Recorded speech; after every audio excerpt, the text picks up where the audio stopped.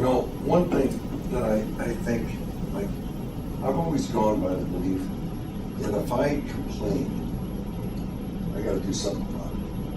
I don't know, and this is just a thing, I don't know if you're at the complaint stage yet. You know, when I used to complain about playing football, you know what I did? Retired. When I complained about, I was a school teacher for 7 years. I was complaining that everybody else was complaining in the staff room. Guess what I did? I quit and got a job in the oil and gas business because I thought that's where I could make my big millions. Well, that was 4 or 5 years, but I went back and trained myself. Guess what?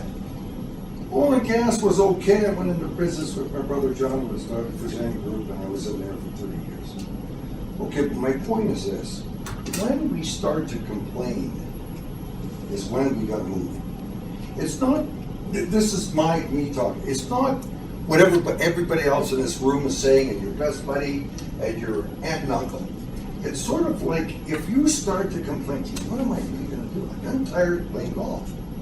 I'm tired of doing this. I'm tired of doing what can, then I think you start to create energy and pressure within you to look at some things and look at them not from a distance, but look at them really, oh yeah. And it starts to make sense and you start to gravitate that way. That's my opinion. Anybody else want I'd like to add to that. Yeah. You're 34? 36. Oh, sorry. He's just a boy. Really, you're just a young man. But you're basking in a post-hockey career and you're not sure what, you're feeling old.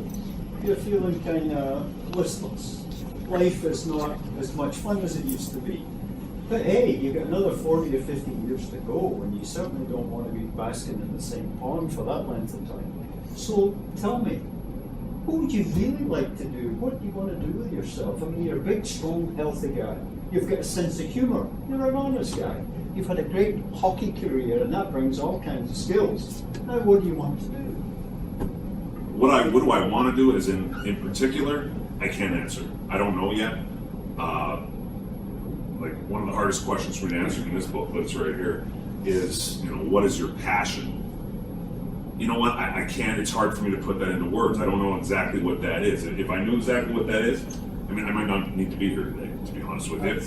So I'm not sure. I mean, what am I good at? I mean, you know, the one skill that I did have as far as the athletic, I mean, that's no longer viable. What I am good at, what I do notice, and I've started to pay attention over the last, I don't know, 6, 8, maybe year or whatever. What I am good at is, I am good with people. I can talk to people. I can hang out with just about anybody. And this is just, I'm not here, well, I'm pumping my tire. People enjoy being around me. Yeah, to be really honest with you, people do enjoy being around me. And I think that is something that whatever I end up getting into next, I think I should try and incorporate that into it somehow. I mean, I know I wouldn't, you know, I got paint all over me today. I know one thing I'm not doing is painting. I'm not doing manual labor. I got nothing, no interest with that. It's something to do with people, I think, something in there. Where that goes, I don't So know. Mike, have you tried anything? Have you tried anything? Have you? Since I retired, no. Yeah, you tried some golfing. Still golfing. Yeah, Still figuring it out, huh? still figuring it out. Yeah, I've been in Phoenix. I've been going back and forth. Do you put a lot of effort into figuring it out, or you'll think about that on the deck having a beer after a round of golf? Is it? I put some. I wouldn't go as far as say I put a lot of effort into it, but I have put in effort. One of the good things I did when I retired, like I said, I played golf, but I joined. One of the things that I missed was hanging out with the guys, and that's pretty common for every athlete that retires. And one of the things that I did do is I joined a men's club down there in Whisper Rock, and you know, there's a few people from Calgary, but there's successful people from all walks of, you know, from all over the place, from all over North America. So I have asked, you know, I ended up hanging out with some oil and gas guys from Calgary, some directional drilling guys. I've hung out with some like financial advisor guys, and you know, I'll ask them some questions and stuff like that, and you know, just see. But it hasn't really gone anywhere yet. But I'll just, you know, ask them. Kind of try and pay attention on how their days go. But no, granted, they're at the top of the food chain in the company. But no, it's just interesting for me to see kind of what, pick their brains on what they do. Yeah, you know, I think a tremendous example is what Joe said. He started off as a professional football player, then you went back to teaching, and then your fourth life was eventually what you did Yeah, for 40 30 years. years. Right? It took you 4 lives before you Mhm. figured out what you wanted to be. Yeah, and I'm still, you know what, you know what the sad part is? I'm still looking. I still don't know what I wanna be when I grow up. No, seriously. Yeah, no, are you happy? So Mike, Yeah. I'm very happy, but my point is, I think this whole thing about finding this career thing, it's not just one, there it is, and we're rushing there, and I'm gonna be that for 40 years.